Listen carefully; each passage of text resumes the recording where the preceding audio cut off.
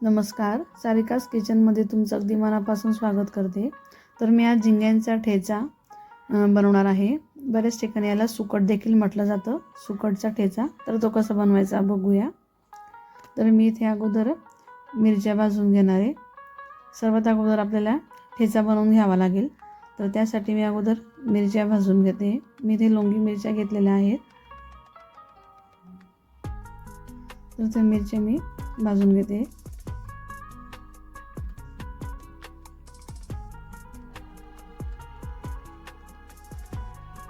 या अशा पद्धतीने भाजून घ्यायच्या जास्त। आता या मिरच्या भाजून झालेल्या आहेत, त्या मी एका प्लेटमध्ये काढून घेतलेल्या आहेत। आता गार झाल्यावर त्याला कुटून घ्यायचं आहे। आता मी याच्यात मिरच्या टाकून घेतलेल्या आहेत, त्यानंतर त्यात टाकून घेणार आहे लसूण, चवीनुसार मीठ, मी सेंधा नमक यूज करते। तर ते कुटून घ्यायचं आहे। आता हे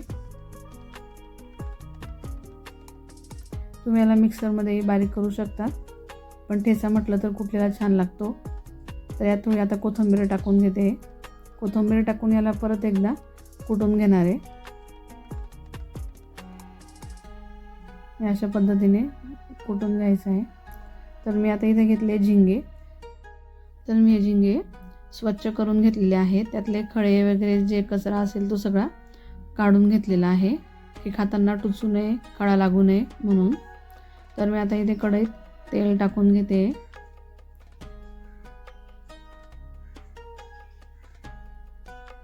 तीन चमचे तेल टाकून घेतले।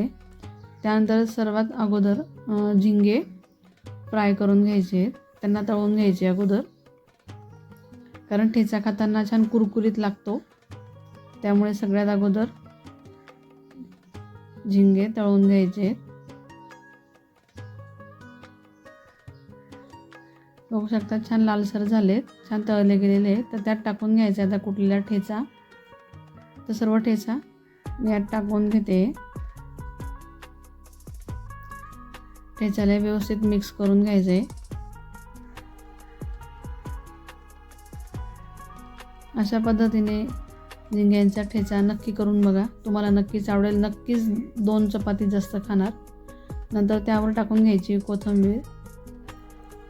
कोथिंबीर टाकून परत एकदा सर्व मिक्स करून घ्यायचे। अगदी 2 ते 3 मिनिटं होऊ द्यायचे, कारण झिंगे तळलेले असल्यामुळे ठेचाला व्हायला वेळ नाही लागत। बघू शकतात किती छान दिसतोय, खूप छान तयार झालेला आहे। तुम्हाला ही रेसिपी कशी वाटली ते नक्की कमेंट करून सांगा।